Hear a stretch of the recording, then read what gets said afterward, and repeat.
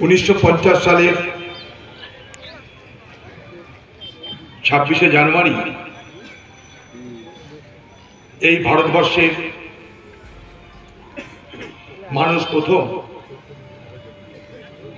তাদের সার্বভৌমত্ব,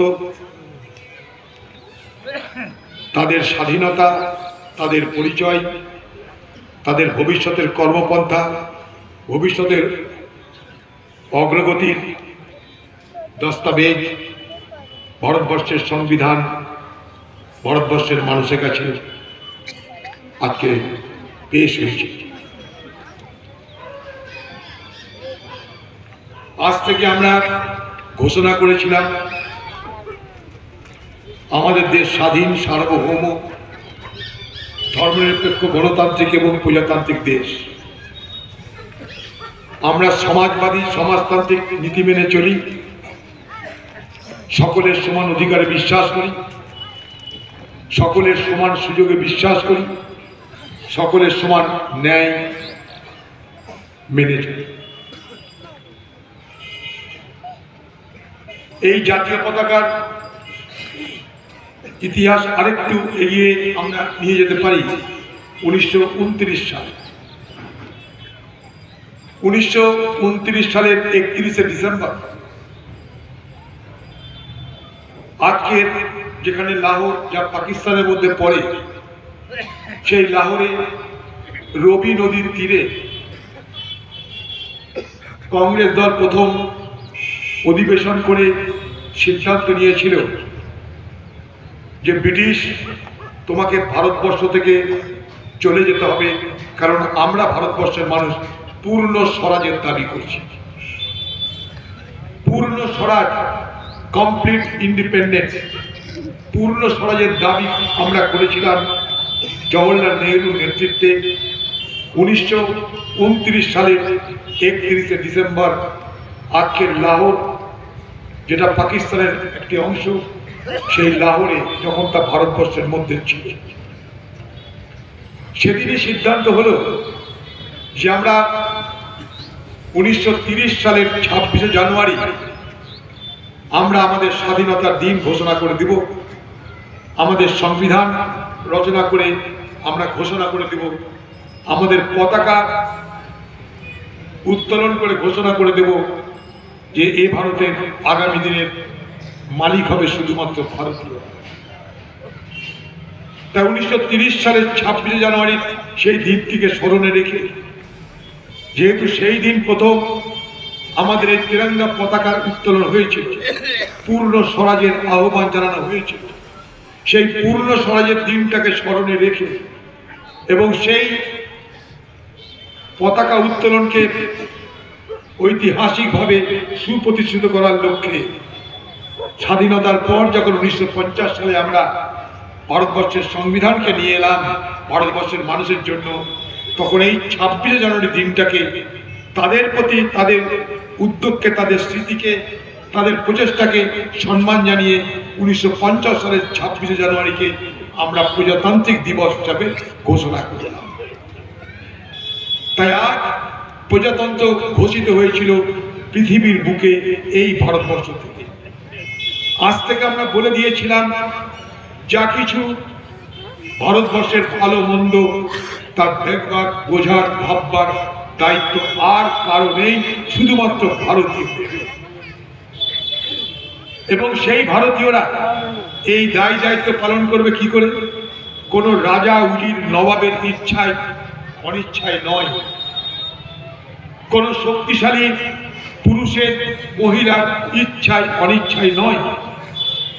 ভারতবর্ষের আগামী দিনের ভবিষ্যৎ পরিচালিত হবে সকলে মিলে সিদ্ধান্ত নিয়ে ঐক্যমতে পৌঁছানো এক দাবি সনদকে সামনে রেখে, যার নাম সংবিধান। এই সংবিধান রচনা একদিনে হয়নি, এই সংবিধান রচনার অনেক বড় ইতিহাস আছে। 1934 সাল থেকে প্রথম এই সংবিধান রচনা করবার প্রক্রিয়া শুরু হয়েছিল। সেদিন জাতীয়তাবাদী আন্দোলনের নেতাদের আলোচনার মধ্যে সংবিধানকে সামনে রেখে, সংবিধান কি? Supreme law of the country. আমাদের দেশের সব থেকে বড় আইনের নাম সংবিধান। এত বড় সংবিধান পৃথিবীতে কোথাও নেই, এত বড় সংবিধান পৃথিবীতে কোথাও নেই।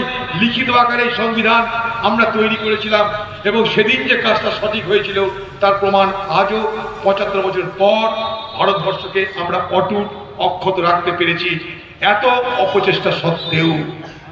তাই শুধু একটা কথা বলবো আজকে এখানকার মানুষকে,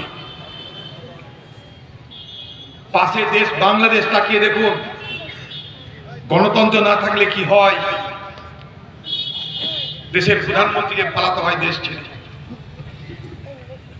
পাশের দেশ পাকিস্তান তাকিয়ে দেখুন, গণতন্ত্র না থাকলে কি হয়, সেখানকার প্রধানমন্ত্রী ইমরান খানকে 12 বছরের জেল খাটতে হয়, তার বউকে 6 বছরের জেল খাটতে হয়। এক একটা প্রধানমন্ত্রীকে ফাঁসিতে ঝুলতে হয়, গুলি খেয়ে মরতে হয়। গণতন্ত্রের এটাই শক্তি, ধর্মনিরপেক্ষতার এটাই শক্তি, প্রজাতন্ত্রের এটাই শক্তি। অনেক অপশক্তি চেষ্টা করবে আমাদেরকে দুর্বল করবার। দেশের মানুষ আপনাদেরকে বুঝতে হবে কি করলে দেশ ঠিক থাকবে, কারণ এটা মানুষের সংবিধান। এই দেশকে টিকিয়ে রাখতে হবে সাধারণ মানুষকে তাদের বিবেচনার মধ্যে দিয়ে। 1925 সাল ভারতবর্ষে প্রথম দেশ বিরোধী কথা চালু হলো, সংবিধান বিরোধী কথা চালু হলো এই দেশে। 1925 সাল আমাদের সংবিধান রচনার আগেই, দেশের স্বাধীনতা পাওয়ার আগেই একটা শক্তি ভারতবর্ষে আবির্ভাব হলো, যারা বলতে আরম্ভ করলো যে ব্রিটিশকে দেশ থেকে তাড়ানো যাবে না, ব্রিটিশ আমাদের উপকারী বন্ধু। কারণ ব্রিটিশ এসেছিল বলে মুসলমানদেরকে তাদের শাসন থেকে আমরা সরাতে পেরেছি। ব্রিটিশ আমাদেরকে লুট করছে, ধর্ষণ করছে, খুন করছে, কৃতদাস বানাচ্ছে, সারা দেশকে লুট করে লন্ডন বানাচ্ছে, আমাদেরকে ভিখারি জাতিতে পরিণত করে দিচ্ছে, দুর্ভিক্ষ আমাদের জীবনের নিত্য সঙ্গী হয়ে দাঁড়াচ্ছে। তবুও তাদের প্রতি আনুগত্য প্রকাশে খামতি দেয়নি। কারা জানেন? কারা জানেন?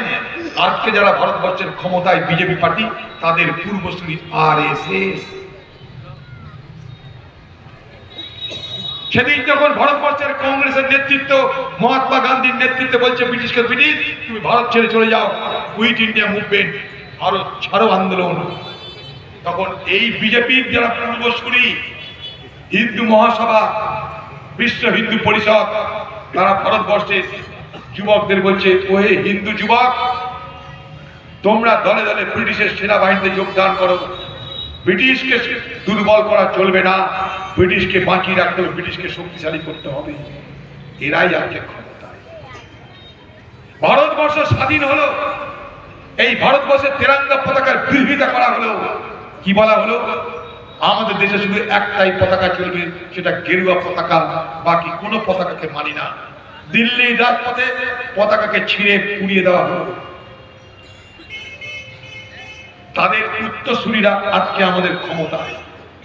আজকে তারা ভারতবর্ষের ক্ষমতায়, যাদের পূর্বসূরিরা 1950 সালের সংবিধান রচনার পর এই সংবিধানের এক একটা পাতা ছিঁড়ে ছিঁড়ে আন্দোলন করেছিল দিল্লিতে, রামলীলা ময়দানে। আজকে তারা জ্ঞান দিচ্ছে আমাদেরকে যে তারা দেশপ্রেমী আর আমরা সব দেশদ্রোহী। মুসলমান দেশের জন্য কিছু করেনি, মুসলমান দেশের জন্য কিছু করেনি, কংগ্রেস কিছু করেনি। আর মহাত্মা গান্ধীকে তার জন্য হত্যা করা হলো অপরাধ। হিন্দু মুসলমানের ঐক্য চেয়েছিল।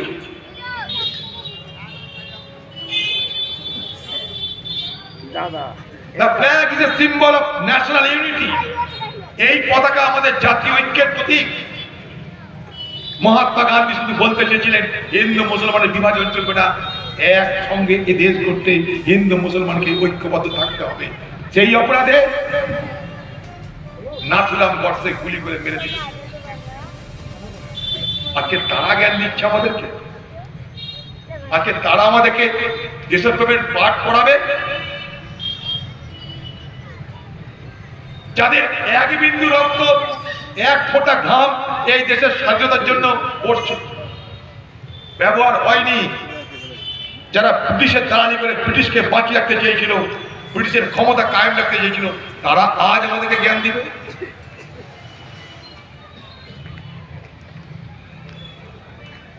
তাই ভারতবর্ষের মানুষকে আবেগ নয়, নিষ্ঠুর বাস্তবতার কষ্টি পাথরে বিচার করে দেখতে হবে। আমি কংগ্রেস পার্টি করে বলে এই কথা বলছি না। 1925 সাল থেকে 2025 সাল 100 বছর পার হয়েছে। এই 100 বছরের পদার্পণের সময় যে কথা বাদাম বলছিল যে 28শে ডিসেম্বর আমার এখানে আসার কথা ছিল, 28শে ডিসেম্বর আমি ছিলাম বেলগাভিতে, কর্ণাটকে। কেন? আজ থেকে 100 বছর আগে মহাত্মা গান্ধীর নেতৃত্বে বেলগাভিতে কংগ্রেসের অধিবেশন হয়েছিল। যে অধিবেশনে 100 বছর আগে সিদ্ধান্ত নেওয়া হয়েছিল সকলের জন্য সমান অধিকার। আমাদের নিজস্ব সংবিধান ছিল না সেদিন, কিভাবে চলবো আমরা তার কোনো রূপরেখা ছিল না। ভারতবর্ষ নামক দেশটার চরিত্র কি হবে তা সেদিন ঠিক করার ছিল না। আমরা কি কি বিষয়ে গুরুত্ব দিব সেদিনকার ভাবনা ছিল না। এত বড় দেশ, আজকে এই দেশের মানুষের সংখ্যা 142 কোটি। পৃথিবীতে সব থেকে বেশি জনসংখ্যার দেশের নাম ভারতবর্ষ। এতদিন পৃথিবীতে সব থেকে বহু জনসংখ্যা সব থেকে বেশি ছিল কোথায়? চীনে। 2023 সালের পর থেকে ভারতবর্ষ পৃথিবীতে সব থেকে বেশি জনসংখ্যার দেশ। 142 কোটি মানুষ। কত ধর্ম, কত বর্ণ, কত ভাষা, কত জাতি, কত পরিধান, কিভাবে চালাবে ভারতবর্ষ? এই ভারতবর্ষে 122টা শুধুমাত্র মূল ভাষা আছে। 1599টা নানা রকমের ভাষা মানুষ কথা বলে। কত জাতি, কত ধর্ম, কত বর্ণ, হিন্দু, মুসলমান, শিখ, খ্রিস্টান, তাদের নিজস্ব সংস্কৃতি, তাদের নিজস্ব আচার আচরণ, তাদের নিজস্ব সমাজের আইন কানুন, সবকে মিলিয়ে এমন কি করা যায় যাতে কেউ অখুশি না হয়, সবাই যেন মনে করে আমরা সুরক্ষিত থাকলাম। এই ভাবনাটা ভেবেছিল সেদিন ভারতবর্ষের জনপ্রতিনিধিরা। ভারতবর্ষের সেদিনের জাতীয়তাবাদী আন্দোলনের নেতা তৈরি হয়েছিল সেদিন ভারতবর্ষের সংসদের কনস্টিটিউয়েন্ট অ্যাসেম্বলি, সংবিধান সভা। সেই সংবিধান সভায় অংশগ্রহণ করেছিল সব জাতি, সব ধর্ম, সব বর্ণের সমস্ত দিগ্গজ ব্যক্তিরা। 2 বছর 11 মাস 18 দিন ধরে আলোচনা হয়েছিল। আলোচনা হওয়ার পর সিদ্ধান্ত হয়েছিল আমাদের দেশের চরিত্র কেমন হবে। ঠিক হয়েছিল কেমন করে আমরা আমাদের দেশটাকে পরিচালনা করব, তার মূল কাঠামো কি হবে, তার ভিত্তি কি হবে। 5 তলা বাড়ি তো বানানো যায়, কিন্তু ভিত্তিটা কি হবে? 5 তলা বাড়ি বানানোর মতন ভিত হবে না 1 তলা বাড়ি বানানোর মতন ভিত হবে? সেই ভিত সিমেন্টের হবে, লোহার হবে, না কিসের হবে?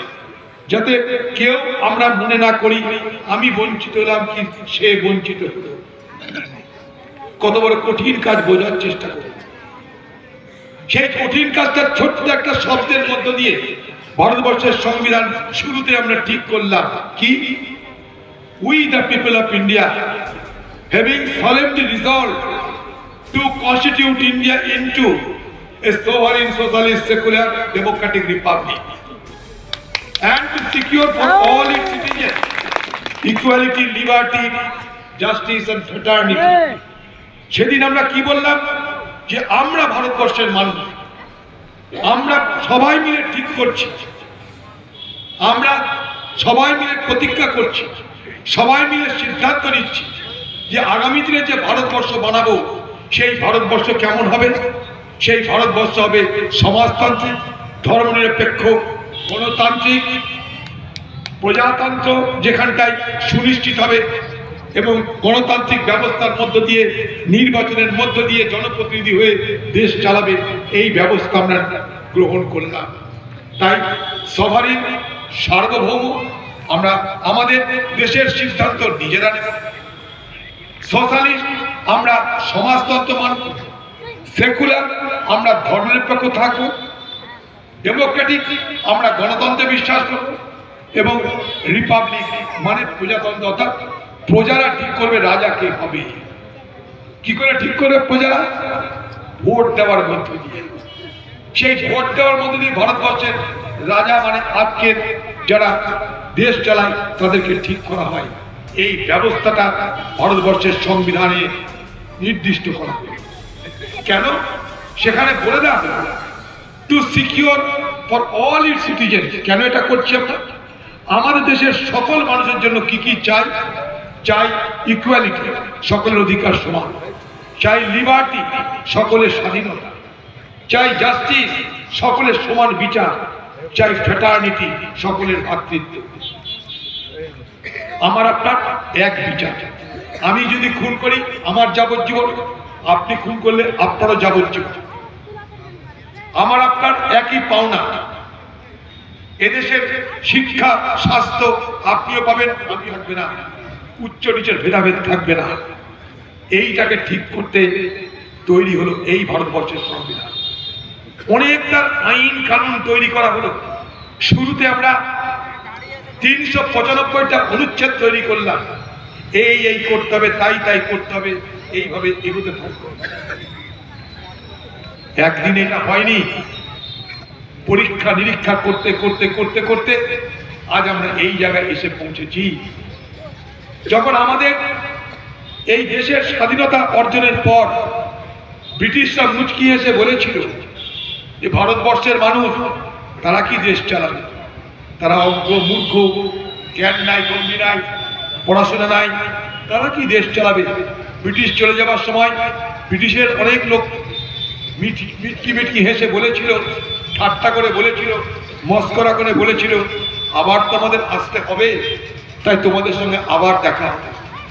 এই করতে করতে করতে করতে 75 বছর আমরা পার করে দিয়েছি, ব্রিটিশকে ডাকতে হয়নি।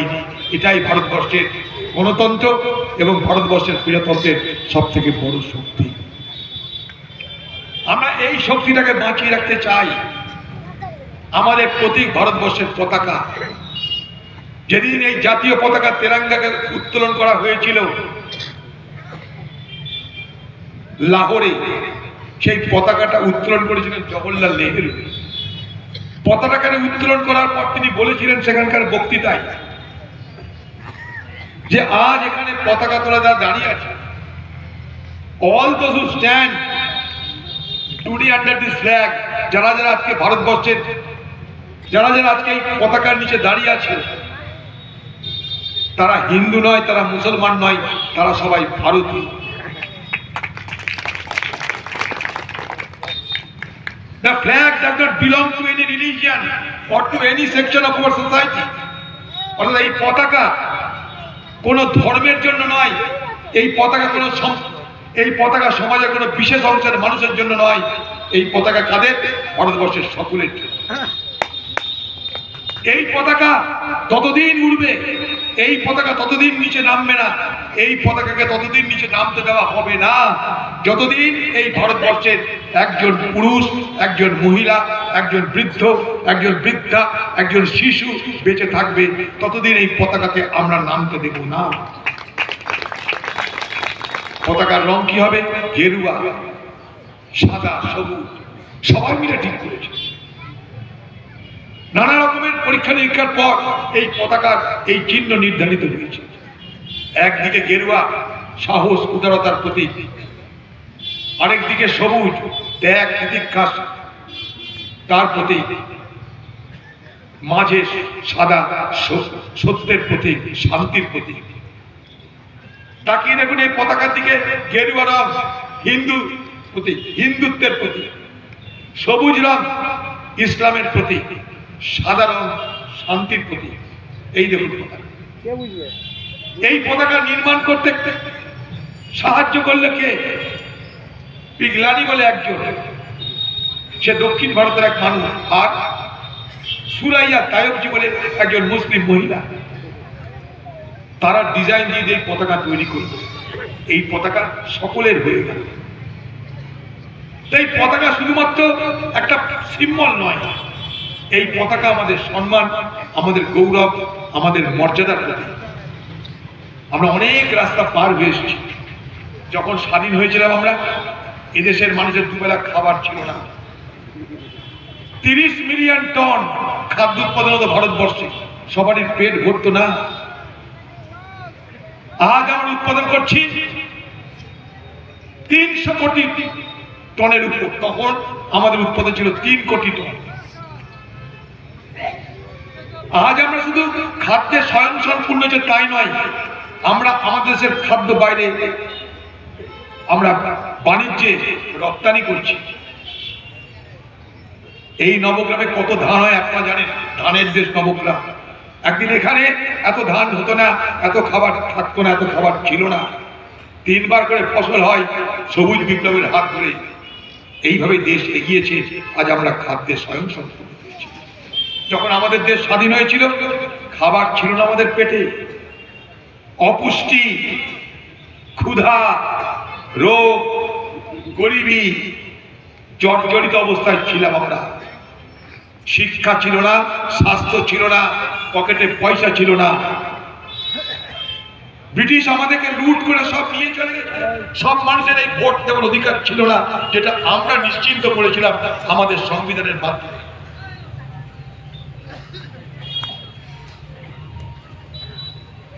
সেদিন আমাদের দেশ কত পিছিয়ে ছিল জানেন? আমাদের দেশে টেলিফোন ছিল মাত্র 2,40,000। আজ 100 কোটি পার হয়ে গেছে। যার পকেটে মোবাইল ছিল না। সেদিন আমাদের দেশে ডাক্তার ছিল প্রতি 63,000 মানুষের জন্য একটা। আজকে আমাদের দেশে ডাক্তার 1,000 মানুষের জন্য একটা। সেদিন ভারতবর্ষে মোট ডাক্তার ছিল 2,63,000। আজকে ভারতবর্ষে প্রতি বছর 80,000 ডাক্তার আমরা বার করছি। ভাবা যায়। সেদিন ভারতবর্ষে 20টা মাত্র ইউনিভার্সিটি ছিল। আজকে ভারতবর্ষে 1200-এর উপরে ইউনিভার্সিটি। কত হাজার কলেজ তার ঠিক নেই। আজ ঘরে ঘরে শিক্ষিত, ঘরে ঘরে গ্র্যাজুয়েট, এমএ সব। এমনি এমনি হয়নি। দীর্ঘ অধ্যবসায়, দীর্ঘ মেহনত, দীর্ঘ পরিশ্রমের বিনিময়ে আমরা এগুলো পেয়েছি। তাই আজ সেগুলোকে স্মরণ করার দিন। সেই সঙ্গে এটা যাতে আমরা বাঁচিয়ে রাখতে পারি তার জন্য শপথ দেওয়ার দিন। ভারতবর্ষের গণতন্ত্র, ভারতবর্ষের ধর্মনিরপেক্ষতা, ভারতবর্ষের প্রজাতন্ত্রকে বাঁচিয়ে রাখার দায়িত্ব আমার আপনার সকলের। আজকে সেখানে বড় বিপদ আসছে। যারা সেদিন দেশের জন্য কিছু করলো না, আজ তারা দেশপ্রেমিক হয়ে ভারতবর্ষের সব মানুষকে দেশদ্রোহী বানানোর চেষ্টা করছে, যারা তাদের সঙ্গে হ্যাঁ হ্যাঁ বলছে না। বড় অদ্ভুত ভারতবর্ষ তৈরি হয়েছে, যেখানে ভারতবর্ষের সব মুসলমান দেশের জন্য নাকি কিছুই করেনি। বড় অদ্ভুত কথা। ভারতবর্ষের মুসলমান তাদের দেশের স্বাধীনতায় অবদান, তার ইতিহাস তারা জানে না। 1857 সালে সিপাহী বিদ্রোহ, যেটাকে ভারতবর্ষের প্রথম স্বাধীনতা বিদ্রোহ বলা হয়, সেদিন শুধু দিল্লির বুকে 27,000 মৌলবীকে হত্যা করা হয়েছিল। দিল্লির বুকে রক্তাক্ত করে দেওয়া হয়েছিল গোটা দিল্লি। কিছু করেনি মুসলমান। মহাত্মা গান্ধীর পাশে খান আব্দুল গফ্ফর খান, সে কে? খ্রিস্টান না হিন্দু? জওহরলাল নেহরুর পাশে মৌলানা আবুল কালাম আজাদ, সে কে? নেতাজি সুভাষ চন্দ্রের পাশে খান শাহনওয়াজ খান, কে? এই ভারতবর্ষের স্বাধীনতার আন্দোলনে হিন্দু, মুসলমান, শিখ, খ্রিস্টান সকলের সমান অবদান। সেটাকে যদি কেউ অস্বীকার করে তাহলে দেশকে অস্বীকার করা হবে। হ্যাঁ, আজকে একটা শক্তি সেটাকে অস্বীকার করতে চাইছে ক্ষমতার দম্ভে, সাম্প্রদায়িক বিভাজনের রাজনীতি করে আমাদের দেশের বড় বিপদ ঘনিয়ে আনার চেষ্টা করা হচ্ছে। আমাদের সতর্ক থাকতে হবে।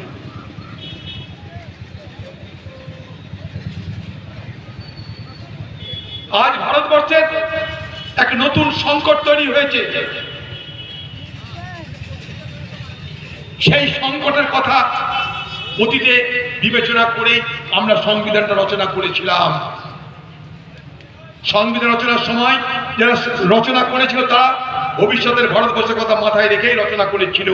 তাই 1976 সালে নতুন করে সংবিধান সংশোধন করে আমরা ধর্ম নিরপেক্ষ কথাটাকে অন্তর্ভুক্ত করেছিলাম ইন্দিরা গান্ধীর নেতৃত্বে। এই ভারতবর্ষের সংবিধান মনে করলে পাল্টানো যাবে না। পাল্টানোর চেষ্টা করা হলেও পাল্টাতে দেওয়া হবে না, তার ব্যবস্থা করেছিলাম আমরা সংবিধানে। এই ভারতবর্ষে সংবিধানকে ব্যাখ্যা করতে পারে কে? এই ভারতবর্ষের সংবিধানের আইনি ব্যাখ্যা করতে পারে সুপ্রিম কোর্ট। সংবিধান এমন করে তৈরি করা হয়েছে, কোন একটা অংশের সর্বোচ্চ ক্ষমতা নেই। আমরা এমপি যদি পার্লামেন্টে গিয়ে যা খুশি তাই করবো মনে করি, হবে না। প্রশাসন তারাও যদি যা খুশি তাই মনে করে, হবে না। ভারতবর্ষের সমাজকে, দেশকে বেঁধে রাখার জন্য তিনটে শক্তির জন্ম দেওয়া হলো। একটা আইনসভা, পার্লামেন্ট, দ্বিতীয়টা এক্সিকিউটিভ প্রশাসন, তৃতীয়টা জুডিশিয়ারি বিচার ব্যবস্থা। আমি পার্লামেন্টে যা কিছু আইন করতে পারি, সে আইন সঠিক কি বেঠিক আমি আমার ভোটের দ্বারা ঠিক করতে পারবো না। স্বাধীনতা দিতে হবে, কংগ্রেসের অধিবেশনে সেদিন সিদ্ধান্ত হয়েছিল। সেই বেলগাভিতে 100 বছর আগে মহাত্মা গান্ধী সেখানকার সভাপতিত্ব করেছিলেন। সেই স্মৃতিকে স্মরণে রেখে তার প্রতি শ্রদ্ধা জানিয়ে 100 বছর পর সেখানে অধিবেশন হয়েছিল। সেই অধিবেশনে আমার যাবার সুযোগ হয়েছিল, তাই সেখানে গেছিলাম। কথাটা এই জন্যই বলছি যে তাহলে আরএসএস এর সঙ্গে, বিজেপির সঙ্গে কংগ্রেসের এই আদর্শগত সংঘাত, আদর্শগত লড়াই 100 বছরের পুরনো লড়াই। 100 বছরের পুরনো লড়াই, এটা মাথায় রাখতে হবে। অনেক ভুঁইফোর পার্টি উঠে গিয়ে বলবে আমরা দেখে নিব, এনআরসি আটকে দিব, তাতে প্রভাবিত হবেন না। এই পশ্চিমবঙ্গে এই বিজেপি পার্টির আগমন হয়েছিল আমাদের এই দিদি মমতা ব্যানার্জির হাত ধরে। খেয়াল করে দেখুন, নির্বাচনী জোট হয়ে বিজেপি প্রথম এই বাংলায় পদার্পণ করেছিল। যে এনআরসির নাম করে ভোট হয়, হিন্দু মুসলমানের বিভাজন হয়, সেই এনআরসি দুজনের পোষায়। বিজেপির পোষায়, দিদির পোষায়। মোদির পোষায়, দিদির পোষায়। মোদি এনআরসির নাম করে হিন্দু ভোট নিবে, দিদি এনআরসির নাম করে মুসলমান ভোট নিবে। মাঝখান থেকে আমরা কংগ্রেসীরা জবাই হব। এটাই তো হচ্ছে। ভালো করে বিচার করে দেখেন, এনআরসি করে ভয় তৈরি করা হবে। আমাদেরকে নাকি মুসলমানদেরকে সব বাংলাদেশে তাড়িয়ে দেওয়া হবে, যেন মোদির শ্বশুর বাড়ি বাংলাদেশ, সব মুসলমানকে তারা খাওয়াবে, পড়াবে, নিয়ে চলবে। ভারী মজার কথা। এই দেশের আমি আপনি নাগরিক, মোদির দয়া নয়, দিদির দয়া নয়। আমি আপনি এই দেশের নাগরিক সংবিধানের দয়া, মনে রাখবেন। তাই যতদিন সংবিধান থাকবে ততদিন আমি আপনি সবাই সুরক্ষিত থাকবো। তাই সংবিধান বাঁচানোর দায়িত্ব আমাকে আপনাকে নিতে হবে। সেই সংবিধানকে দুর্বল যারা করবে তাদের মোকাবেলা করতে হবে। মোদিও সংবিধান করেনি, দিদিও সংবিধান করেনি। এই এনআরসি করে মানুষকে বিভ্রান্ত করে ভোট হয়। ভোটের পর এনআরসির কথা শোনা যায়, ভোটের পর এনআরসি নিয়ে আলোচনা হয়। ভোট হয়ে গেলে মোদি চলে গেল দিল্লি, ব্যাগপত্র গুছিয়ে, ঝোলা গুছিয়ে। দিদি ভ্যানিটি ব্যাগ গুছিয়ে চলে গেল দিল্লি, কলকাতা। গল্প শেষ।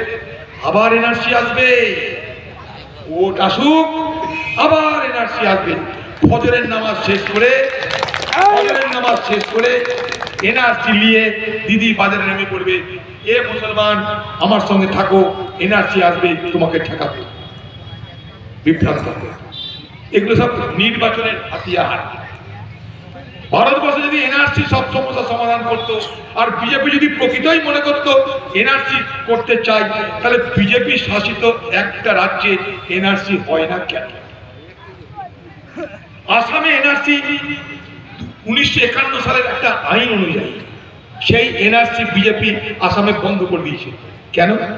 এনআরসি করতে গিয়ে বিদেশি কারা তা চিহ্নিত করতে গিয়ে বিজেপির বড় বিপদ হয়ে গেছে।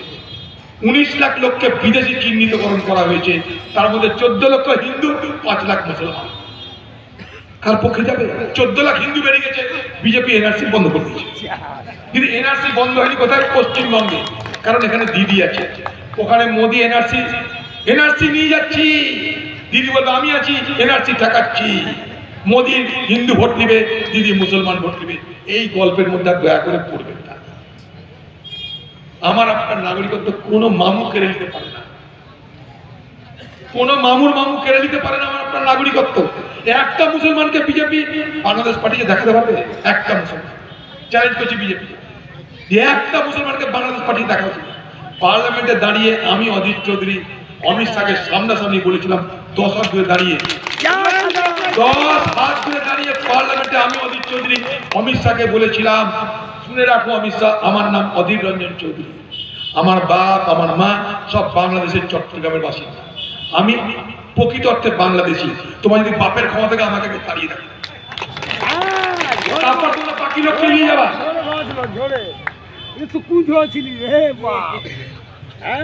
এই বিভ্রান্তির রাজনীতি আপনারা করবেন না, দেশকে দুর্বল করে, রাজ্যকে দুর্বল করে। এই বিভ্রান্তের রাজনীতি রাজ্যকে দেশকে দুর্বল করছে। 100 বছর ধরে এই দলটা কংগ্রেস লড়াই করছে ভারতবর্ষের এই ধর্মনিরপেক্ষতা গণতন্ত্রের জন্য, আজও করছে। আমি হিসাব দিলাম আপনাদের। এই পতাকার জন্য মহাত্মা গান্ধীকে, ইন্দিরা গান্ধীকে, রাজীব গান্ধীকে শহীদ হতে হয়েছে, হিসাব দিয়ে দিলাম আপনাদেরকে।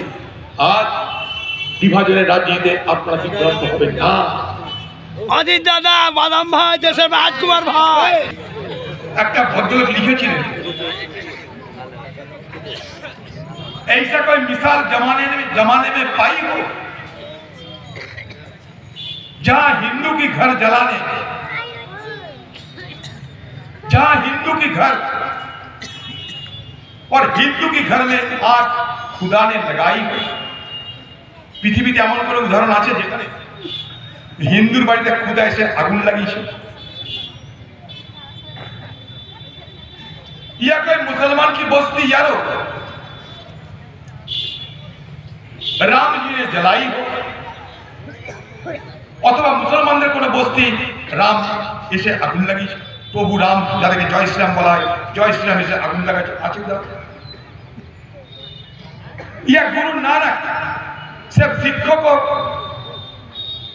राह दिखाई हो, अथवा गुरु नानक শিখ গুরু নানক যে শুধু শিখদেরকে এই রাস্তা দেখিয়েছে, এমন কোন উদাহরণ আছে? যে হিন্দুর বাড়ি খুদা আগুন লাগাচ্ছে, মুসলমানের বাড়ি রাম আগুন লাগাচ্ছে, অথবা গুরু নানক এসে শুধু শিখদের জ্ঞান দিচ্ছে, বাকি কাউকে কিছু বলছে না? নেই। राम हो या रहीम हो, नानक हो या ईसाई, सबका रूप नरम है। इधर देखो, चमचों को देखो, ये चमचो पतली से गर्म है।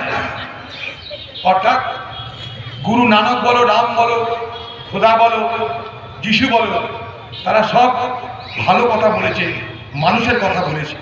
আর আমরা যারা চামচা, তাদেরকে দেখো, তারা বাজারকে গরম করার চেষ্টা করি, আমরা বিভাজনের রাজনীতি করি। मजा से लिखे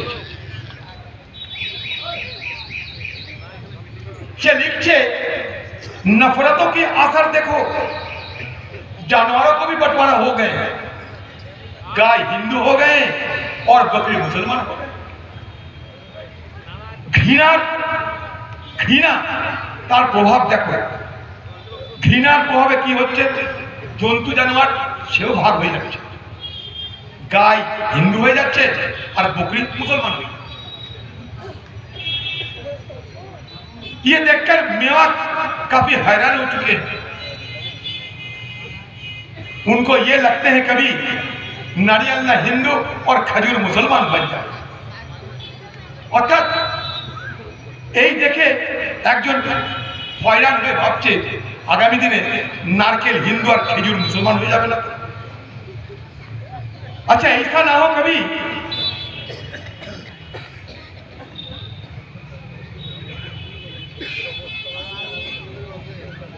कि हम लोग आपस में रंग को बांटते हैं, আমরা নিজেদের মধ্যে রংকে বিভাজন করছি, সবুজ রং মুসলমানের, লাল রং হিন্দু। हरा मुसलमान की रंग होते हैं और लाल हिंदू की रंग होते हैं। कभी ऐसा ना हो कि बाजार में गए सब्जी खरीदने में तो सारे सब्जियां तो हरा है, तो हरा सब्जियां मुसलमान बन गए और हिंदुओं के लिए बस सिर्फ टमाटर और गाजर रह गए। মানে এমন না হয় রঙের বাটোয়ারা করতে গিয়ে এখানে কি বাটোয়ারা, সবুজ রং মুসলমানের, লাল রং হিন্দু।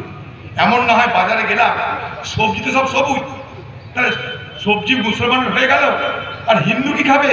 লাল টমেটো আর গাজর খাবে, लाल মানে। और बेचारा तरबूज को देखो क्या करे, तरबूज की करबे, वो बाहर से मुसलमान और भीतर से हिंदू रह गए। तरबूज की करबे से बेचारी বাইরে মুসলমান और ভেতরে से হিন্দু रह गए। তাই এইভাবে আমাদের সমাজকে যেন আমরা না কেটে দিই আগামী দিনে। তাই সকলে মিলে দেশকে রক্ষা করতে হবে। দেশকে রক্ষা করতে গেলে সংবিধান রক্ষা করতে হবে। আর আজকের এই অনুষ্ঠানে আসতে পেরে আমার অতীব ভালো লাগছে, কারণ নবগ্রাম মানে আমার কাছে এক অদ্ভুত অনুভূতি, এক অদ্ভুত আবেগ। সেই নবগ্রামের মাটিতে, যে মাটিতে আমি নিজেকে বড় করতে পেরেছি, আপনাদের দু আশীর্বাদে বড় হয়েছি, সেই নবগ্রামের মাটিতে আজ আসতে পেরে আপনাদের সকলের সংস্পর্শে আমি ধন্য হয়েছি। বিশেষ করে আজকের এই পবিত্র দিনে এখানে আসতে পেরে আমি অত্যন্ত খুশি হয়েছি। তার জন্যে যারা আজকে পরিচালক আছে, বাদাম, গুড্ডু, সকলকে ধন্যবাদ জানিয়ে আপনাদের সকলকে আমার নমস্কার, সালাম, স্নেহ, ভালোবাসা জানিয়ে আমার বক্তব্য শেষ করছি। জয় হিন্দ। জয় হিন্দ।